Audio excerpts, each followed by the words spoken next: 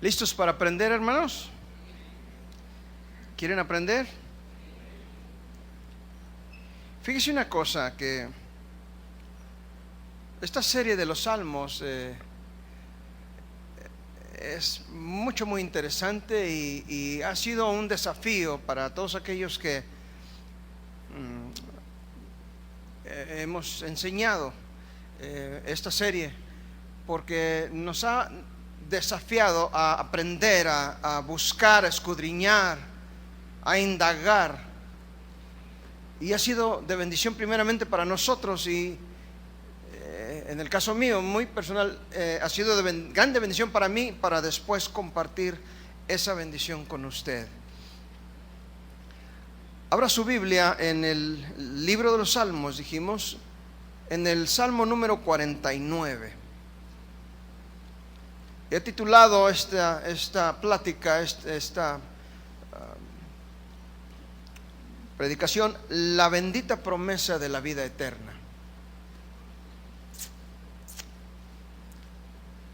Sígame por favor con sus ojos mientras leo, y voy a leer solamente 15 versos de este salmo.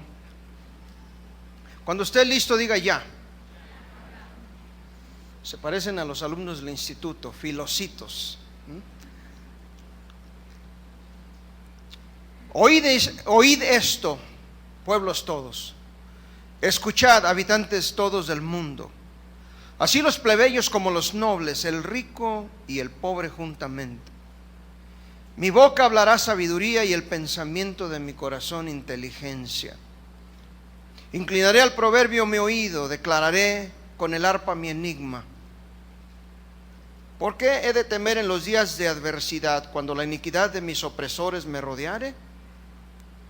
Los que confían en sus bienes y de la muchedumbre de sus riquezas se jactan. Ninguno de ellos podrá en manera alguna redimir al hermano, ni dar a Dios su rescate. Porque la redención de su vida es de gran precio y no se logrará jamás, para que viva en adelante para siempre y nunca vea corrupción. Pues verá que aún los sabios mueren, que perecen del mismo modo que el insensato y el necio, y dejan a otros sus riquezas. Su íntimo pensamiento es que sus casas serán eternas y sus habitaciones para generación y generación. Dan sus nombres a sus tierras. Mas el hombre no permanecerá en honra, es semejante a las bestias que perecen. Este es su camino, es locura. Con todos sus descendientes se complacen en los dichos de ellos. Como a rebaños que son conducidos al Seol, la muerte los pastoreará, y los rectos se enseñorearán de ellos por la mañana. Se consumirá su buen parecer, y el Seol será su morada. Pero Dios redimirá mi vida del poder del Seol, porque Él me tomará consigo. Cierre sus ojos. Señor, gracias por tu presencia en este lugar, Señor. Porque hemos tenido la oportunidad de exaltarte, de cantarte, de alabarte, de bendecirte. Ahora queremos disponer nuestro corazón, nuestro oído, Señor, a escuchar tu voz, tu palabra, tu mensaje. Abre nuestro entendimiento, nuestros ojos espirituales, nuestros oídos, para que podamos entender. Pedimos la asistencia de tu Espíritu Santo, Maestro por excelencia. Enséñanos, Señor. Que sean gratos los dichos de nuestra boca, la meditación de todos nuestros corazones delante de ti, oh Dios, roca mía, redentor mío. Amén.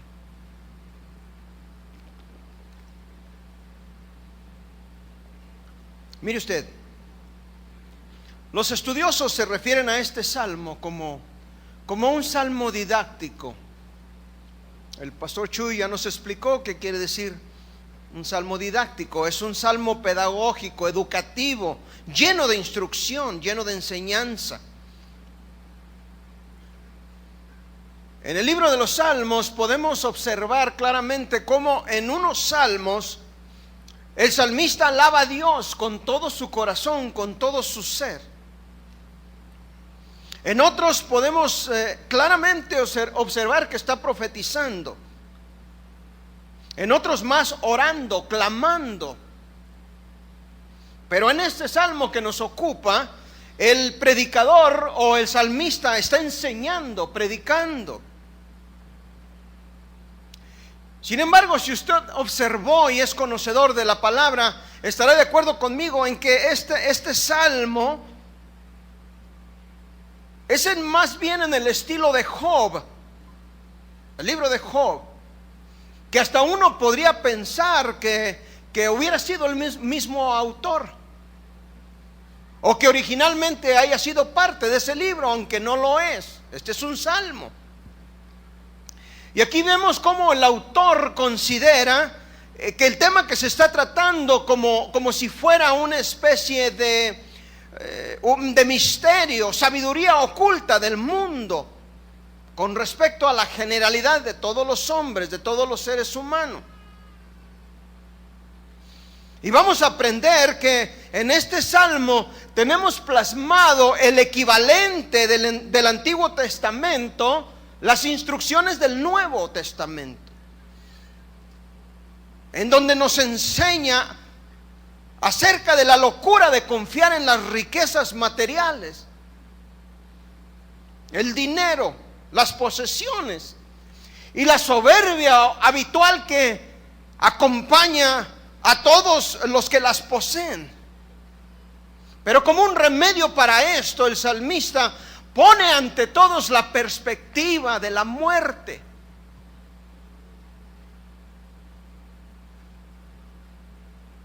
Interesantemente, todos, pobres y ricos, pero principalmente los ricos, no pueden resguardarse de la muerte con su dinero, con sus posesiones. Ni siquiera pueden evitarla o siquiera retardarla. No se puede. Además, encaja claramente con la declaración que Jesús hace en el Nuevo Testamento acerca de que la vida del hombre no consiste en la cantidad de bienes que éste posea.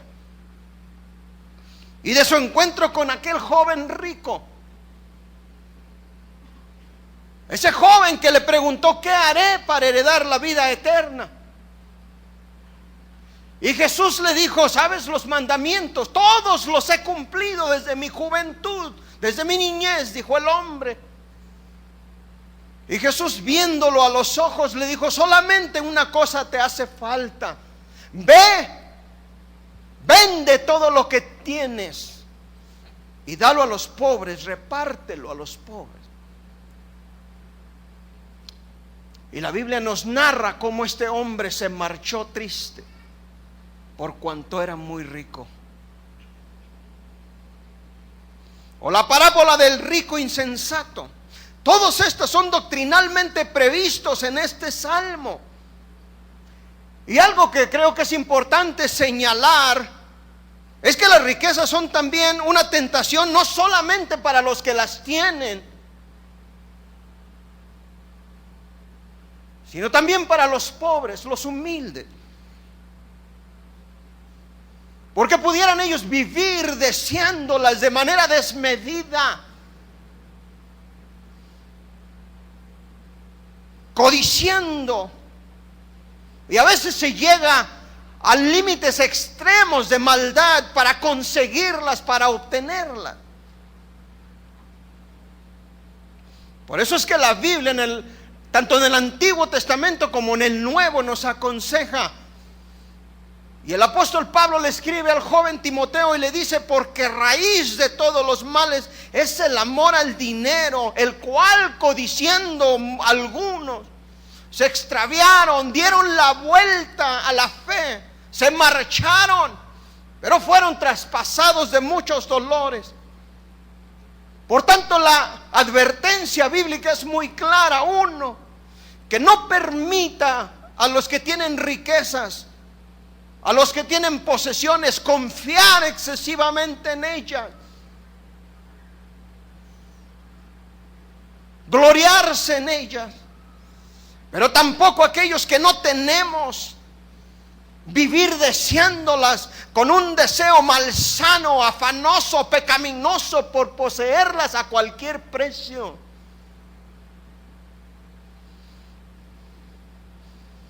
Y comienza el salmo diciendo: oíd esto, pueblos todos. ¿Oíd qué?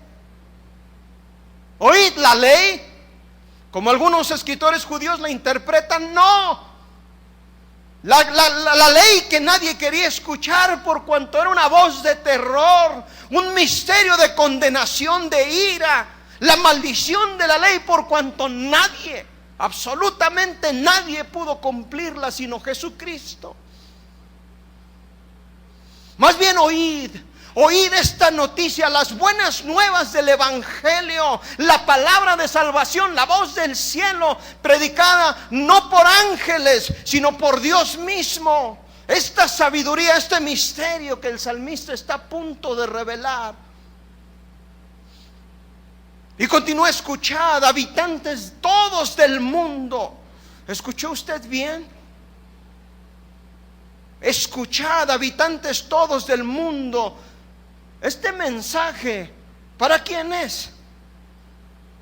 ¿Es para unos pocos iluminados, selectos, escogidos, doctos, sabios, entendidos? No, es para todos los pueblos del mundo, según se desprende del siguiente verso, en donde es evidente que se ha roto la cortina, la pared intermedia que separa a los judíos de los gentiles, y hoy Dios es Dios de judíos como de gentiles. Ha provisto la salvación y es salvador de unos así como de otros, y el Espíritu de Dios ha sido derramado sobre los gentiles también, y el Evangelio ha sido enviado a todo el mundo. Todos están invitados a oír este mensaje de salvación, de la gracia de Jesús.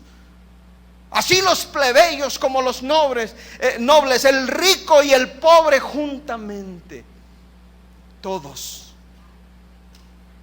Carlos Spurgeon, uno de los más grandes predicadores del siglo pasado, sugiere que toda predicación debe ser dirigida a todos los estratos sociales, o a todas las divisiones de la sociedad, si usted quiere llamarle así. Porque adaptar el mensaje solamente para los ricos es malvada adulación, es lisonja, es otro evangelio, es decirles lo que quieren oír y evitarles todo aquello que les ofenda, que no quieren escuchar. Esto sería otro evangelio, doctrina de demonios, de acuerdo a Pablo. Por otro lado, predicarle solo a los pobres sería demagogia. No, a esto no fuimos llamados. El evangelio es esto, las buenas nuevas para toda la humanidad. Y la verdad debe ser dicha para alcanzar el oído y los corazones de todos los hombres, jóvenes y adultos, viejos, pobres y ricos, educados e ignorantes, todos. Para todos es el mensaje de Cristo. Y por eso es que el apóstol Pablo claramente enseña el mensaje que debe dárseles a los ricos de este siglo y de todos los siglos. Fíjese lo que dice 1 Timoteo 6, 17, 18 y 19. A los ricos de este siglo manda, ordena, enseña que no sean altivos, arrogantes, ni que pongan sus esperanzas en las riquezas, porque son inciertas, son dudosas, inseguras, sino que las pongan en el Dios vivo, que nos da todas las cosas en abundancia para que las disfrutemos. Que hagan el bien, que sean ricos en buenas obras, dadivosos, generosos, atesorando para sí buen fundamento para lo porvenir, que echen mano de la vida eterna. Pero continúa el salmista: Mi boca hablará sabiduría y el pensamiento de mi corazón inteligencia. Mi boca hablará lo que sabe, lo que el Espíritu de Dios me ha enseñado, me ha mostrado, revelado. Hablaré claramente, de modo de que desde el más sencillo hasta el más encumbrado pueda entender el mensaje de sabiduría. El mensaje de sabiduría, sabiduría de Cristo, porque así se llama Él también, de acuerdo a Proverbios 1:20 y Proverbios 9:1. Él es la personificación divina de la sabiduría de Dios, el único y sabio Dios, y tiene los tesoros de la sabiduría en Él mismo, como hombre, como mediador. Y de Él hablaron los profetas, de Él hablaron los apóstoles, y de Él debe hablar todo ministro de Jesucristo. No de sus posesiones, no de sus riquezas ni de sus viajes, no de su extenso conocimiento, de la plenitud de su gracia, de sus obras maravillosas, especialmente la obra de la redención. La salvación que se obtiene es dada única y exclusivamente por Él, y en quien hay una abundancia insondable y restricta de la sabiduría y de la prudencia. Y el Evangelio expone esto, que hay una gloriosa exhibición de la sabiduría divina, la sabiduría de Dios en misterio, oculta desde antes de la fundación del mundo, que hace sabio al hombre sencillo. Y el apóstol Pablo expresa en 1 Corintios 2:6 y 7, sin embargo, dice, hablamos sabiduría entre los que han alcanzado madurez, y sabiduría no de este siglo, ni de los príncipes de este siglo que perece, mas hablamos sabiduría de Dios en misterio, la sabiduría oculta, la cual Dios predestinó antes de los siglos para nuestra gloria. ¿Qué más dice? Inclinaré al proverbio mi oído. Curiosamente, la palabra parábola y la palabra proverbio se traducen de la misma raíz, de la misma fuente, la palabra mashal en hebreo, y el significado es el mismo de una palabra como de la otra. Lo que significa es que el salmista fue inspirado para hacer este pronunciamiento que empieza a ser articular, de modo que tenemos tres palabras diferentes aplicables a esta verdad trascendental de la salvación aquí en los salmos. La palabra proverbio, la palabra parábola y la palabra enigma o misterio, y todas son una y la misma. Además, la parábola fue uno de los medios utilizados por Jesús, usted recuerda.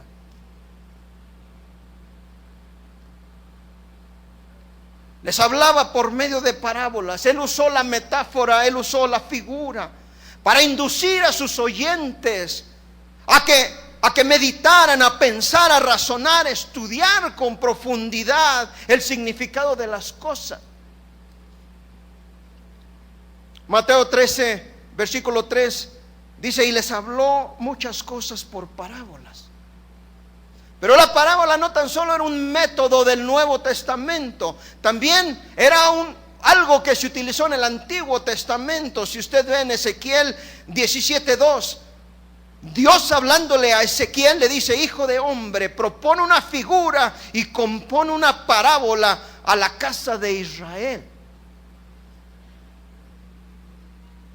Por medio de la parábola se puede aprender bastante, por medio de un ejemplo metafórico. Pero continúa el salmista y dice: declararé con el arpa mi enigma, y que puede ser llevado al oído con más deleite. Yo lo acompaño con el arpa, dice el salmista. Lo declararé, lo diré con música. Con arpa el enigma declararé. Y la música continúa usándose hasta nuestros días para adorar a Dios, para cantar su palabra. Y es así como el Espíritu de Dios la usa para ablandar los corazones, si usted quiere, y los sentidos, y llegar al hombre haciendo que éste de repente llegue a la realización de que necesita ser limpiado, que necesita ser cambiado, que necesita ser perdonado, que es un pecador y que fue creado a la imagen de Dios y como tal necesita estar y vivir en sintonía con su Creador. Además, los misterios de Dios se entienden mejor cuando se explican de una manera agradable, suave, apacible. Y es entonces que se vuelven claros y evidentes y ahí Dios habla. ¿Ha escuchado esa expresión cuando alguien le da una buena noticia? O le da una expresión de tal modo que el hombre dice, la mujer dice: oh, eso suena como música en mis oídos. De eso se trata. Por eso es que Ezequiel 33:22 dice: y he aquí que tú eres a ellos como cantor de amores, hermoso de voz y que canta bien. Continúa el salmista diciendo: ¿por qué he de temer en los días de la adversidad? ¿Por qué he de temer en los días de la adversidad? Y creo que es aquí cuando el hombre que escucha debe poner aún más atención al mensaje de sabiduría, al mensaje de Cristo. Porque el que escucha aprenderá que aquel hombre, mujer, joven, niño, anciano que confía en Dios, alguien que ha sido lavado con la sangre de Cristo, se le ha dado una nueva visión, un nuevo enfoque, una nueva dimensión a la vida. Una nueva perspectiva donde el temor no cabe, no tiene parte, no debe formar parte de nuestro carácter y de nuestro pensamiento. Nada tenemos que temer en el peor de los tiempos, lo cual es una imposibilidad para el hombre que no conoce a Dios. Es un enigma. ¿Cómo le haces? ¿Por qué te fuiste a México? Me llaman algunos de mis clientes o las gentes que me conocen. Allá se están muriendo todos los días. Hay gente que es muerta en violencia. ¿Cómo le haces? Es un enigma para ellos. Pero el cristiano, el que tiene a Dios, viviendo en una sociedad en donde la muerte y la violencia forman parte de la vida cotidiana, podemos caminar seguros sabiendo que Él nos tiene escondidos en el hueco de su mano poderosa. ¿Por qué he de temer entonces? En una sociedad donde la maldad, el secuestro, la extorsión, la impunidad, la corrupción, donde toda clase de aberraciones sexuales se practican como si fuera deporte. Usted perdone. El hombre de Dios, la mujer de Dios puede vivir limpio en medio de la corrupción y de la podredumbre, porque aquel que nos ha lavado nos ha llamado a ser santos como Él es santo. Además nos los advirtió: en el mundo tendréis aflicción, mas confiad, yo he vencido al mundo. Mi paz os dejo, la paz os doy. Yo no se las doy como el mundo la da. No se turbe vuestro corazón, ni tenga miedo. Y con una promesa de ese tamaño, ¿qué va a hacer usted sino confiar y abrazarse de esa promesa? Si leemos 2 de Timoteo 3 del 1 al 7, haga de cuenta que estuviéramos leyendo la crónica del periódico de esta mañana.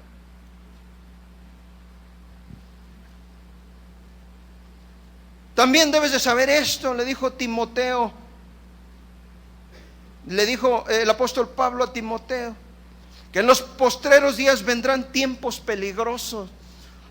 ¿Vivimos tiempos peligrosos? Claro que sí.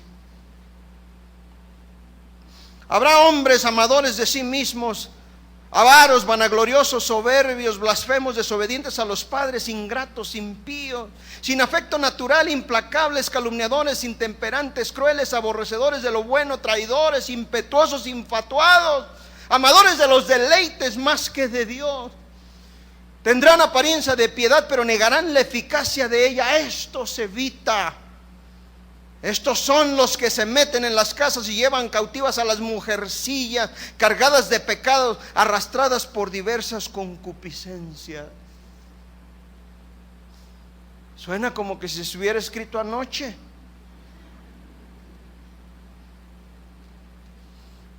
O bien otra parte de la adversidad pudiera ser la edad madura, los días de la vejez. Por eso es que Eclesiastés 12:1 nos habla de una manera sabia y dice: acuérdate de tu Creador en los días de tu juventud, antes que vengan los días malos y lleguen los años de los cuales digas: no tengo en ellos contentamiento. Y muchos le temen a esta etapa de la vida, que podría traer tiempos de necesidad, tiempos de debilidad, enfermedades, carencias y finalmente la muerte. Y aquí tampoco el hombre de Dios, la mujer de Dios debe de temer. No hay alguna razón para temer, porque su palabra nos habla y nos enseña. El Salmo 37:25 dice: joven fui y he envejecido, y no he visto justo desamparado, ni su simiente que mendigue el pan.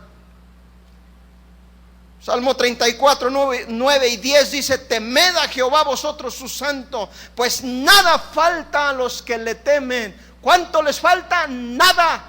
Y nada en todos los idiomas significa nada. No hay excepciones a esta regla. Los leoncillos necesitan y tienen hambre, pero los que buscan, los que adoran, los que se someten a la soberanía de Jehová y de Cristo, no tendrán falta de ningún bien. Salmo 37, 18 y 19: conoce Jehová los días de los perfectos, y la heredad de ellos será para siempre. No serán avergonzados en el mal tiempo, y en los días de hambre tendrán hambre. Así dice: serán saciados. Dios es quien nos guía desde nuestra juventud. En la edad madura y en las canas, en la vejez, Él nos sostendrá hasta el último día de nuestra vida. Esa es su promesa: no te dejaré ni te desampararé jamás. Pero el hombre malo, el hombre que no tiene a Dios, tiene mucha razón para temer a la muerte, a la eternidad que nos ocupa. Sí, el día de la muerte, el día del juicio son días malos para los malvados, pero serán días increíbles para nosotros, porque regocíjese en ellos. El día de nuestra muerte será mejor que el día que nacimos, y el día del juicio será un momento crucial para nuestra existencia, cuando le veamos cara a cara y vivamos para siempre con Él. Luego pues el hombre, la mujer que posee a Cristo, y note usted la palabra poseer, porque hay miles que profesan, pero no poseen a Dios. No tienen a Jesús en el corazón, solamente en su mente. Pero el hombre que conoce y posee a Dios no tiene por qué temer. Y aún podemos cantar en los umbrales de la muerte. Y créame que yo he visto cristianos que se van de este mundo cantando: ¿dónde está, oh muerte, tu aguijón? ¿Dónde, oh sepulcro, tu victoria? Y continúa el salmista: cuando la iniquidad de mis opresores me rodeare, cuando mis enemigos me rodean, y esto puede ser traducido: cuando la iniquidad me rodea pisándome los talones, cuando los hombres que son pecado en sí mismos me acechan para prenderme, para destruirme, para criticarme, para lastimarme, y los talones denotan pasos, y la palabra a veces también se traduce como en el Salmo 56:6: se reúnen, se esconden, miran atentamente mis pasos. ¿Quiénes son los que se esconden y me acechan? Los que confían en sus bienes y en la muchedumbre de sus riquezas se jactan. en su fuerza hacia el exterior, el poder de su fuerza, sus caballos, sus carros, sus ejércitos.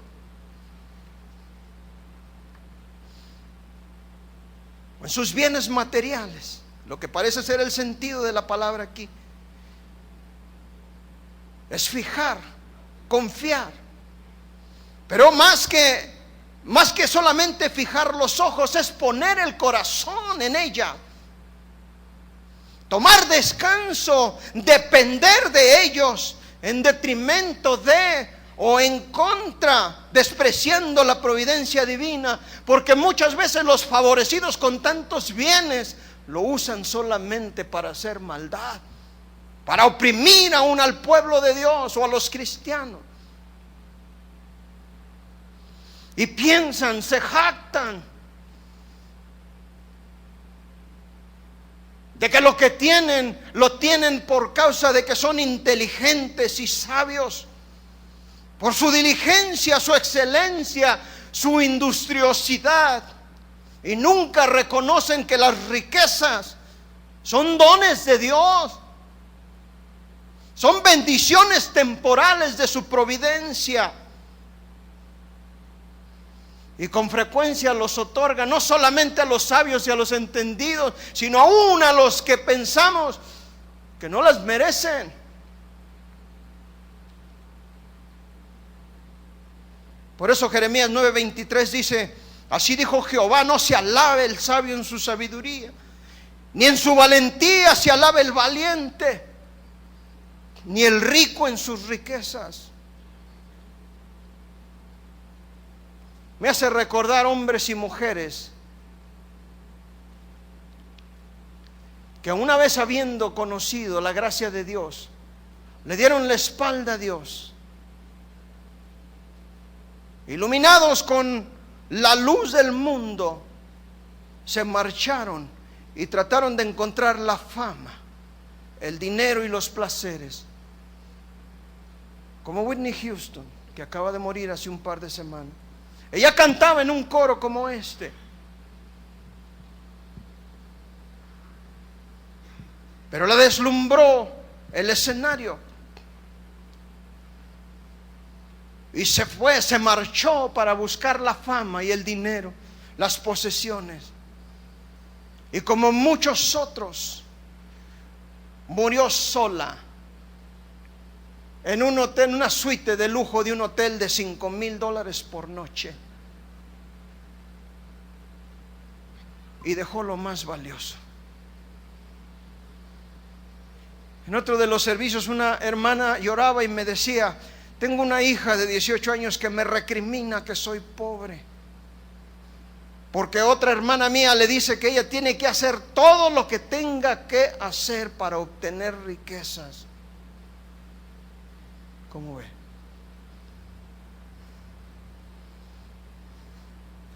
Hay un libro de un pastor con quien el famoso Elvis Presley se comunicaba de cuando en cuando. Y en ese libro el pastor dice que le decía: siento que me quemo. Hay algo que me quema las entrañas. Y la mamá de Elvis le decía: vuélvete a Dios, hijo, vuélvete a Dios, todo esto no está bien, vuélvete a Dios. Abandonó a su esposa y a su hija y se hundió en un laberinto insondable de drogas y de tonterías, y de ser un símbolo sexual de la época de los 60 se volvió un hombre enorme como un toro y daba lástima, y solo murió en su casa, en su tina de baño, ahogado en su propio vómito, drogado. Tenía un estacionamiento con más de 30 Rolls Royces que contenían oro adentro. Su avión era un avión impresionante, y todo se acabó. O Cristina Onassis, que se dice que le pagaba a su dama de compañía hasta $50,000 diarios solamente porque estuviera presente allí para no sentirse sola. Y cuando vivía en aquella isla y tenía ganas de una Coca-Cola en su avión privado, mandaba al piloto para que fuera a Estados Unidos y trajera cajas de refresco de Coca-Cola. Esa clase de dinero tenía. La vida de ellos me recuerda la historia que contó Jesús acerca de aquel hombre rico en Lucas 12. También les refirió una parábola diciendo: la heredad de un hombre rico había producido mucho, y él pensaba dentro de sí diciendo: ¿qué haré? Porque no tengo dónde guardar mis frutos. Y dijo: esto haré, derribaré mis graneros y los edificaré más grandes, mayores, y ahí guardaré mis frutos, mis bienes. Y diré a mi alma: alma, muchos bienes tienes guardados para muchos años. Repósate, come, bebe, regocíjate. Pero de repente la voz de Dios irrumpe en medio del silencio de la noche y le dijo: necio, esta noche vienen a pedirte tu alma, y lo que has provisto, ¿de quién será? Este hombre necio, tonto, confundió el tiempo con la eternidad. Creyó que las riquezas iban a durarle para siempre. Planeó quedarse. Y de pronto es llamado a cuentas. Como usted, como usted, como usted, como usted y como usted y como yo seremos llamados a cuenta. No se le olvide.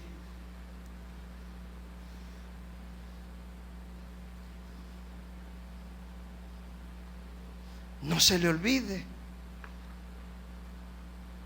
Se olvidó que somos mayordomos temporales de las bendiciones que Dios nos da, o mejor dicho, nos presta. Se confió, se ufanaba, se jactaba de sus riquezas, cuando estas son inciertas, efímeras, de corta duración, y en un segundo se acabó todo. Y eso me lleva a preguntarle a usted: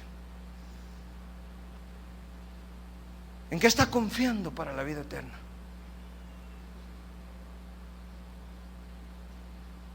Continúa el salmista: ninguno de ellos podrá en manera alguna redimir a su hermano.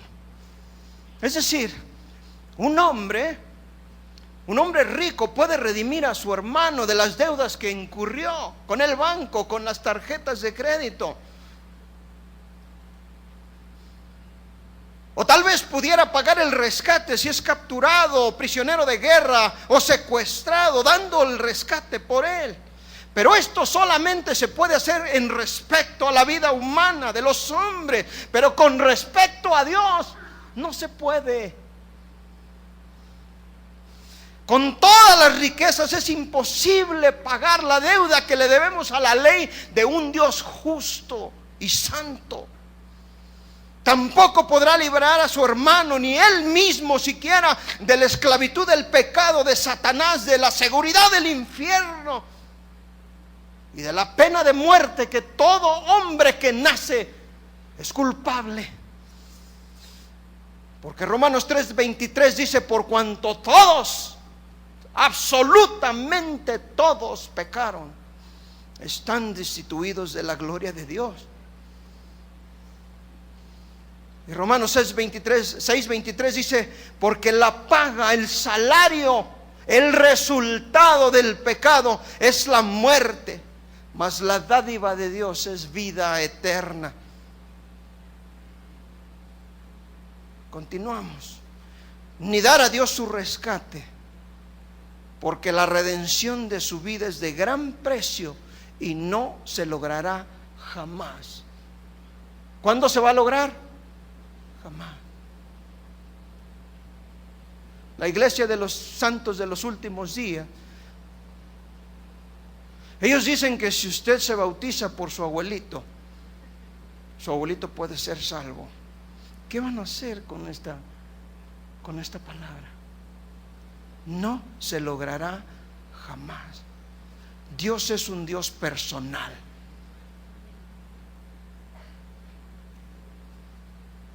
Yo no puedo hacer nada por mi hijo ni por mi hija.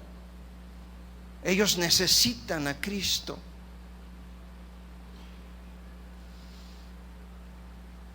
nadie puede redimir a nadie. Este es el mensaje.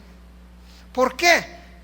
Porque Dios dijo mismo, Jesús hablando, ¿qué recompensa dará el hombre por su alma? Se requiere un precio mayor para el rescate que todo el oro del mundo y los diamantes que pudiera haber y lo que pudieran valer. Por lo cual es imposible que se obtenga de cualquier otro medio, de cualquier otra manera. El único precio de la redención del alma del hombre es la preciosa sangre de Jesús. Su vida es el rescate del hombre. Por eso primera de Pedro 1, 18 y 19 dice, sabiendo que fuisteis rescatados, note usted la palabra rescatados, de vuestra vana manera de vivir, la cual recibiste de vuestros padres. No podemos ser rescatados con cosas corruptibles como oro o plata, sino con la preciosa sangre de Jesús, como un cordero sin mancha y sin contaminación. Mateo 20, 28 dice, el Hijo del Hombre vino para dar su vida en rescate. Note la palabra rescate, por mucho. Segunda de Timoteo 2, 5 y 6 dice, porque hay un solo Dios, un solo mediador. ¿Cuántos? Uno, exclusivamente uno. Un mediador entre Dios y los hombres, Jesucristo, el cual se dio a sí mismo en rescate por todos. Por lo cual todo hombre o mujer, joven, señorita, niño, que le da su vida a Cristo y le acepta como sustituto, como sacrificio sustituto por sus pecados, obtiene de él la vida eterna en ese instante. Por eso es que primera de Juan 5:13 dice, estas cosas os he escrito en verbo pasado, para que sepáis en presente que tenéis en tiempo presente vida eterna. Pero si usted lo rechaza, entonces usted debe de pagar la cuenta impagable.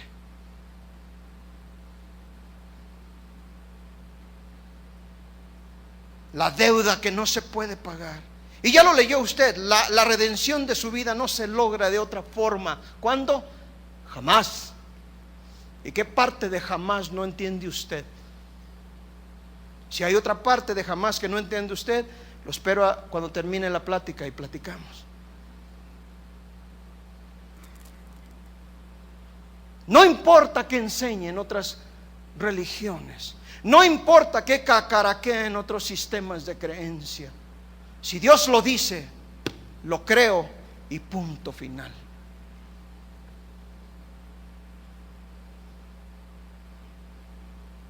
Para que viva en adelante para siempre y nunca vea corrupción. Muy a pesar de que el hombre rico quería quedarse, con todas sus fuerzas deseaba, como dice Eclesiastés 6,000 años 2 veces. Planeó quedarse, pero no pudo. Y la verdad es que nadie podrá ni con todas sus riquezas alargar un segundo a la vida. No podrá redimir al hermano y mucho menos redimirse a sí mismo, porque al final de cuentas tiene que morir él mismo. Sin embargo, el hombre, la mujer que acepta a Jesús, obtiene inmediatamente una garantía de parte de Dios y de Cristo. Cuando lo enseñó en Juan 11, 25 y 26, Jesús dijo, yo soy la resurrección y la vida. El que cree en mí, aunque esté muerto, vivirá. Y todo aquel que vive y cree en mí no morirá eternamente. Y es en este sentido que usted y yo podemos observar que este salmo tiene un contenido evangélico increíble. Y ojalá que lo pueda notar, para que vea que la Biblia de Génesis hasta Apocalipsis tiene un solo mensaje: la redención del hombre. El amor y la gracia inconmensurable de Dios por nosotros.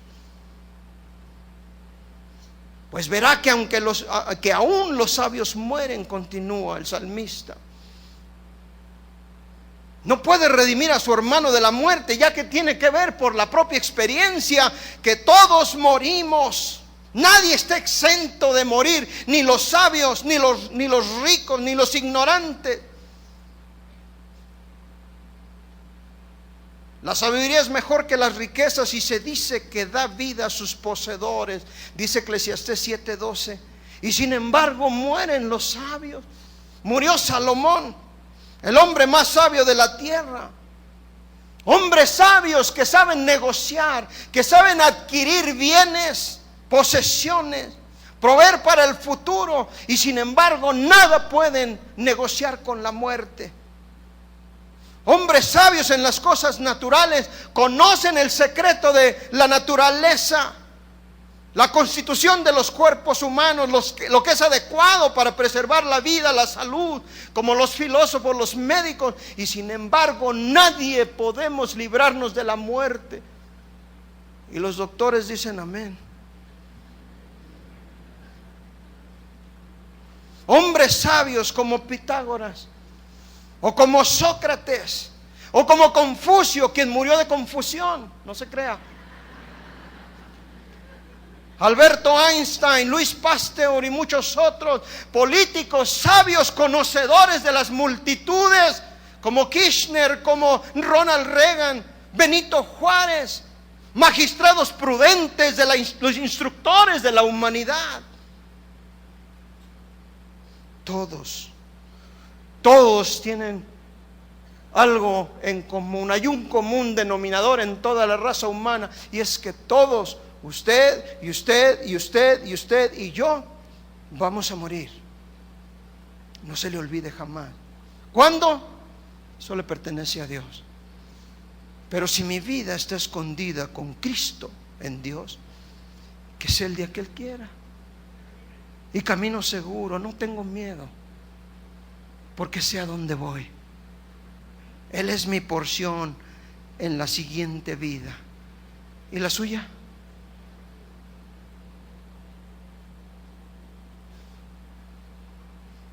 Perecen del mismo modo el insensato y el necio. Asimismo el tonto, el necio, el ignorante perecen. El loco mundo que confía en sus riquezas se jacta de ellas. Sus almas serán requeridas de ellos. El necio, el ateo, el que dice no hay Dios, no hay principio, no hay fin, no hay vida después de esta vida, todo termina allí. Aquel que cree que ha hecho un pacto con la muerte y sin embargo realmente ha pactado con el infierno, y al morir se da tristemente cuenta que estaba sinceramente equivocado, porque decía que era sincero. Pero también el tonto, el necio, el bruto, el inmoral se burla del pecado, hace bromas groseras de la Biblia, de la religión, y cree que el día malo está lejos de él. Su gran maldad, a la que se da con el mismo gozo que una puerca lavada se vuelve al cieno y que un perro se vuelve a su vómito, tampoco lo librará de la muerte. Cada hombre bruto en su conocimiento, pero hay unos más brutos que otros, ¿se da cuenta? Son como animales irracionales. Estos perecerán en sus propias corrupciones. Pero el hombre que tiene a Dios, el nacido de nuevo, muere pero no perece, porque tiene la perspectiva de la vida eterna. De hecho, ha obtenido una promesa de parte de Dios, la seguridad de que heredó la vida eterna. Lo cual el hombre malvado, el embrutecido por la maldad, no solo perecerá cuando muera, sino que la primera muerte consumirá sus cuerpos y la segunda devorará su alma. Hebreos 9:27 dice: de la manera que está establecido para los hombres que mueran una sola vez y después de esto el juicio. Apocalipsis 20:15: y el que no se halló inscrito en el libro de la vida fue lanzado al lago de fuego. Y continúa el salmista: y dejan a otros sus riquezas. ¿Por qué? Porque nada pueden llevarse. Aunque pudieran, no sería de ninguna utilidad allá. ¿Por qué? Oro, plata, las calles están llenas de oro. Las puertas tachonadas de piedras preciosas. Además el oro, con él lo van a poder sobornar al juez del universo. La verdad es que el hombre vino desnudo y desnudo descenderá al sepulcro. Nada se llevará consigo. Así es que viva ligerito.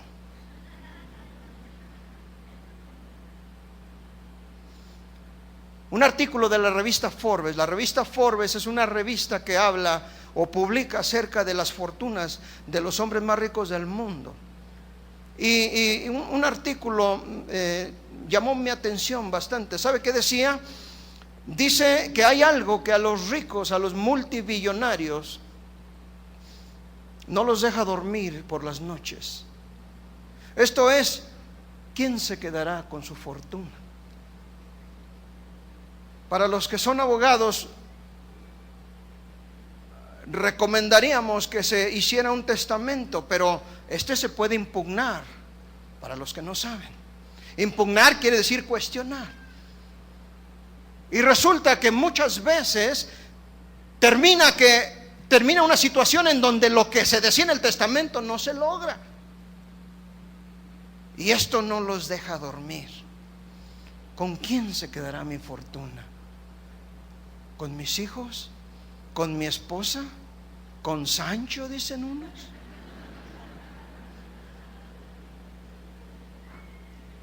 ¿Con mi nuera? ¿Con mi yerno? Y no pueden dormir.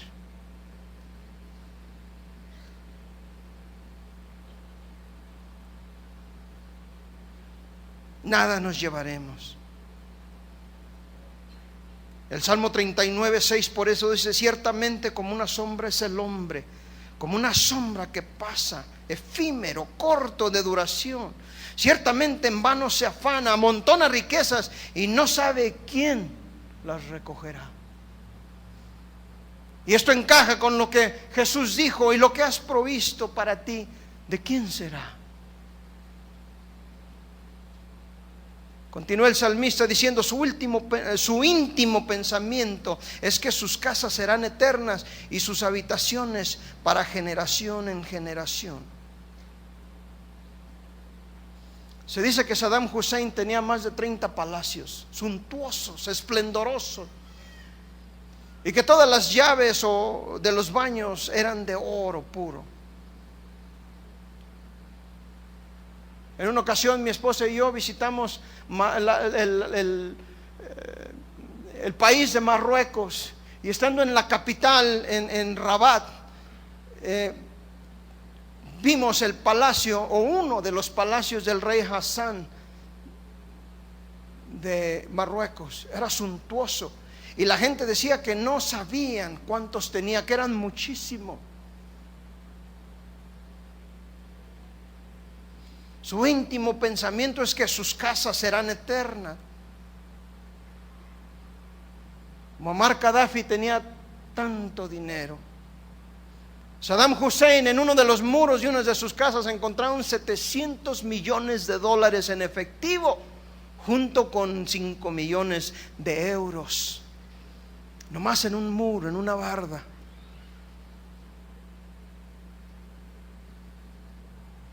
Su íntimo pensamiento. Piensan secretamente que van a durar toda la vida.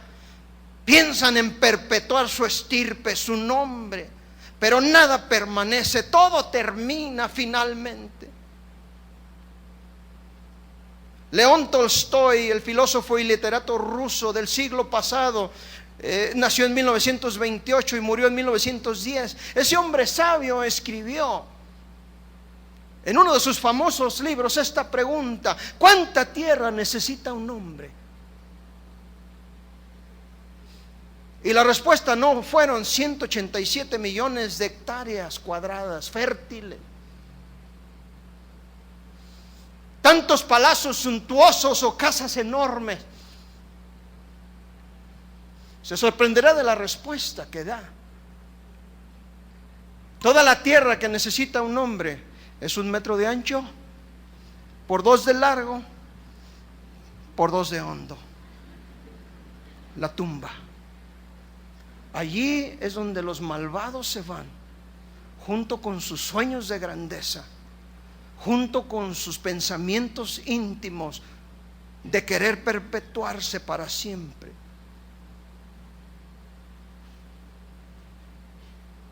Continúa la palabra, dice: dan sus nombres a sus tierras. Así como Egipto se llamaba Misraín, Etiopía fue llamado Cus y Canaán Palestina, nombres de las personas que fundaron o que eran dueños de esas tierras en el principio, de acuerdo a Génesis 6.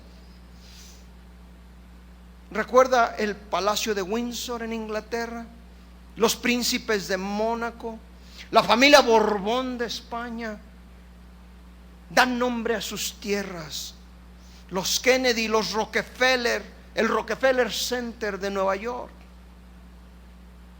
La Universidad de Stanford, ese nombre fue dado cuando un hombre aportó 70, 80 millones hace no sé cuántos años para que la Universidad de Stanford fuera puesta, y con el nombre de su hijo, porque buscan perpetuar su nombre.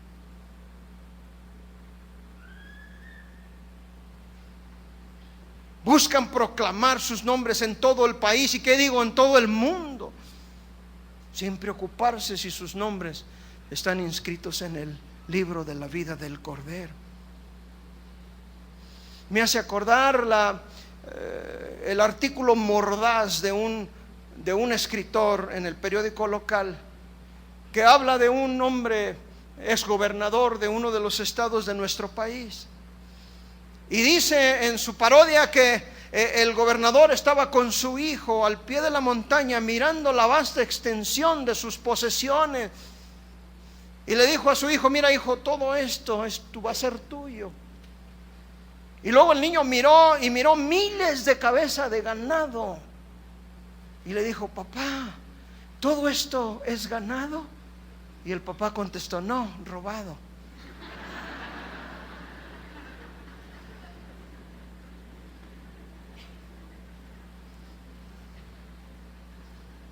Se preocupan de todo menos de tener una casa no hecha de manos, una casa eterna. Porque estos ignoran, como continúa el Salmo: mas el hombre no permanecerá en honra. La vida en sí es una evidencia de la inconsistencia, de la inestabilidad del honor que el mundo ofrece. Primero te alaban y luego te maldicen. Pregúntele a la tigresa. Benito Mussolini es un ejemplo, y nuestros gobernantes otros. Y la historia universal está repleta de ejemplos de este rasgo del ser humano. El hombre del mundo no permanecerá en honra, porque como todo aquí es transitorio, es efímero, de corta duración. Es semejante a las bestias que perecen, continúa el salmista. Y note usted la palabra bestias, está en plural. O sea que como las bestias mortales en su cuerpo y brutas en su comprensión, en su razonamiento, así son los hombres que no quieren nada con Dios. Primero son elevados a la cúspide, y muchas veces después arrojados y pisoteados y despojados del honor, de los loores y de la gloria, y perecen como animales. Como dice Eclesiastés 3:19, perece el hombre, perece la bestia, todos van a un mismo sitio. ¿Por qué? Porque no tienen en ellos la promesa de la redención de la que habla este salmo.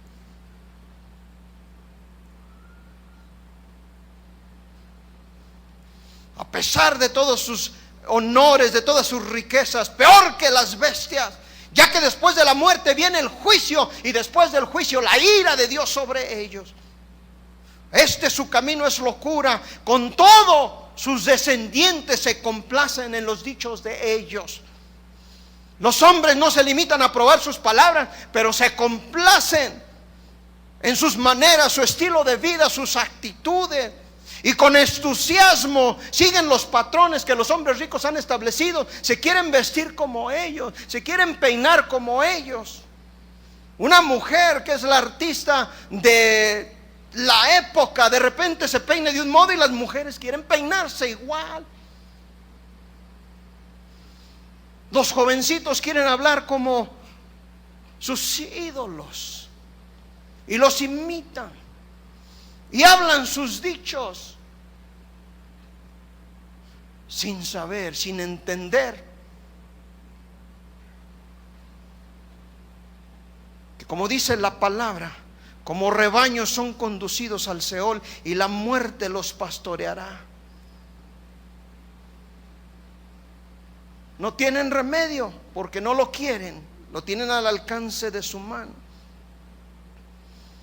Es por eso que el Salmo 9:17 dice: los malos serán trasladados al Seol, todas las gentes que se olvidan de Dios. Así dice, a un lugar de oscuridad y miseria, donde el hombre malvado y necio será puesto cuando muera, así como lo fue el hombre malvado de la parábola del rico y Lázaro.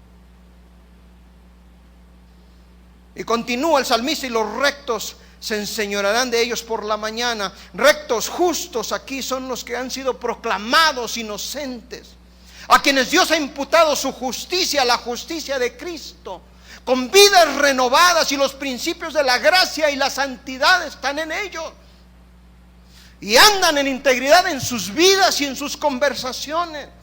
Y el día de la resurrección, cuando Cristo venga, cuando nos levante, de acuerdo a 1 de Tesalonicenses 4:16, y nos lleve con Él para reinar como reyes y sacerdotes con Él, mientras los malvados sufren castigo eterno por la maldad y por el pecado. Y note bien usted aquí que se menciona como una agravación a la miseria de los malvados, que en otro tiempo tiranizaban aún a los cristianos. Se consumirá su buen parecer, continúa el salmista, y el Seol será su morada. Se consumirá su buen parecer. Note eso. Esto me recuerda a una de las artistas de los años 80, la artista de Los Ángeles de Charlie, la rubia, se llamaba Farrah Fawcett. Era una mujer hermosa. Hace apenas un año falleció de cáncer colonorrectal. Pero si usted la miraba en las noticias, en una entrevista, daba pena, porque la belleza se había ido de su rostro. En una ocasión miré una entrevista con la que fuera la esposa del predicador Jim Bakker. Tommy Faye se llamaba la señora. Y cuando fueron expuestos todos sus adulterios y todas sus maldades, y terminaron perdiendo todo, aquella mujer adusta, aquella mujer orgullosa, arrogante, se divorciaron. La familia se fue por un lado, ellos por otro, cada quien, porque tienen derecho a ser felices, dicen. Y presa del cáncer, usted la miraba y si la hubiera visto hubiera llorado. Era un guiñapo humano, irreconocible, sin dientes, sin cabello, corroída por el cáncer. Se consumirá su buen parecer. La princesa Diana también murió en un accidente automovilístico donde se dice que el chofer viajaba a casi 300 kilómetros por hora y se estrelló de frente con una columna de acero de más de 5 metros de diámetro. Y una de las revistas francesas tomó fotos en la escena y después las mostró. Y era una cosa atroz ver a una mujer que otrora o antes eras tan bella y de repente estaba toda deshecha.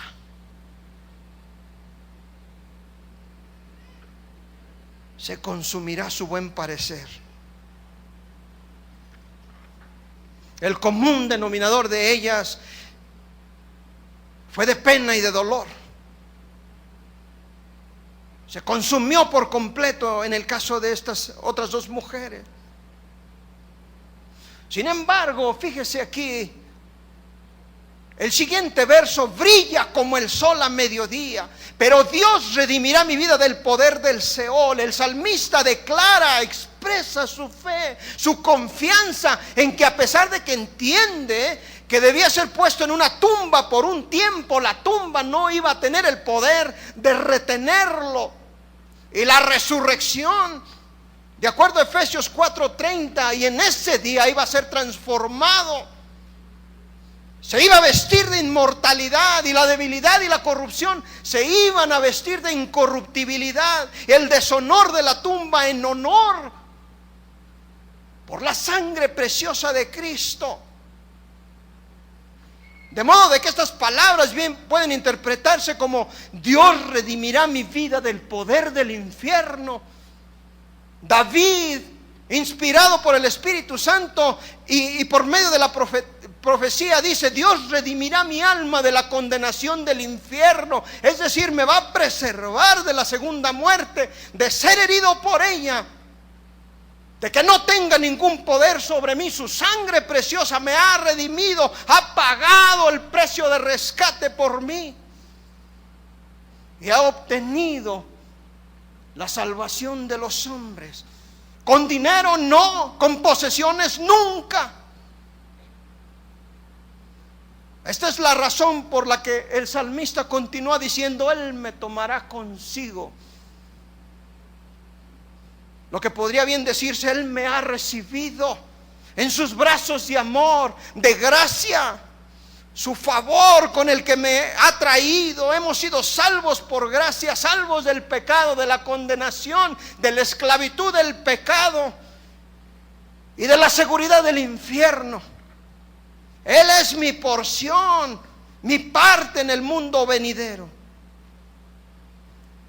Y es por eso que el hombre que ha recibido a Jesús, la mujer que tiene y posee a Jesús, no tiene ninguna razón para temer en el día malo, en el día de la muerte. ¿Por qué? Porque muy pronto, sí, muy pronto, más pronto de lo que usted se imagina, le veremos cara a cara. Y podemos estar delante de su presencia. Podremos entonces cantarle de manera perfecta. Y todo lo que hayamos sufrido aquí por causa de Él será como un sueño a la luz de su gloria, de su majestad y del esplendor de su persona.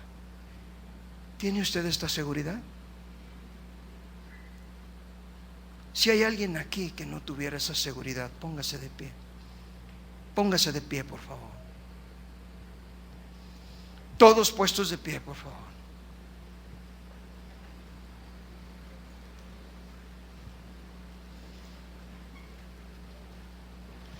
Si hubiera alguien aquí que no tiene esta seguridad de que sabe que los hilos y los hilos siempre frágiles de la vida llegarán a romperse este día, porque ni usted ni yo tenemos garantizado el siguiente suspiro, ¿sabe?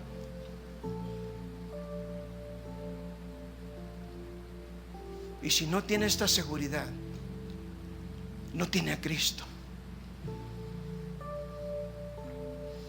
Si usted ha desandado el camino, ha divagado, vuélvase a Dios, el cual será amplio y justo en perdonar. Cierre sus ojos. Señor, gracias por tu palabra, Señor. Tu palabra que es como un espejo donde podemos ver nuestras carencias, nuestra necesidad.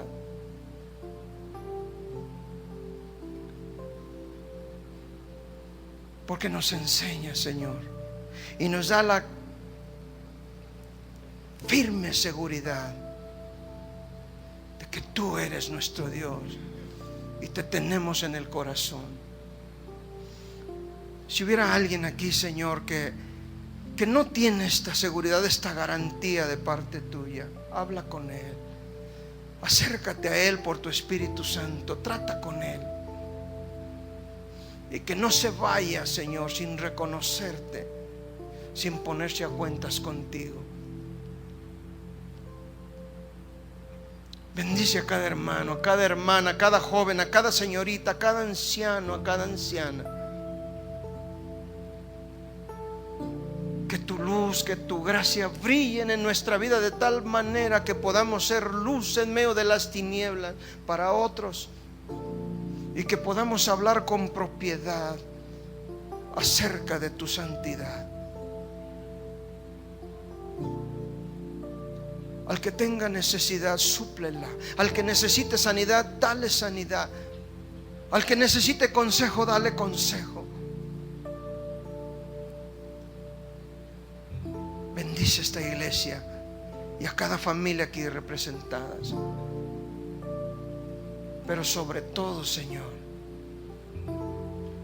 que la luz que tú has puesto en mi corazón y en el de muchos sea un común denominador en este lugar también.